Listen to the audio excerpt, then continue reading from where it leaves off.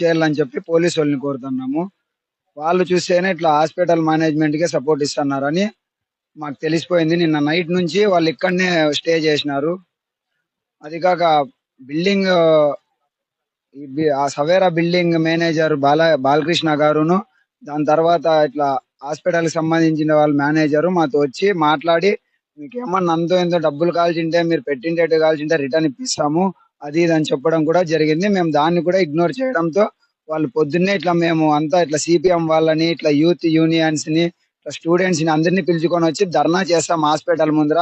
ఇలా ఇది ఇప్పుడైతే కాదంట, ఇంతకు ముందు కూడా 5 times అట్లా జరిగిందంట. కానీ ఎవరే కానీ యాక్షన్ తీసుకోలేకపోతున్నారు. అది ఎందుకో కూడా మాకు కూడా అర్థం కావట్లేదు.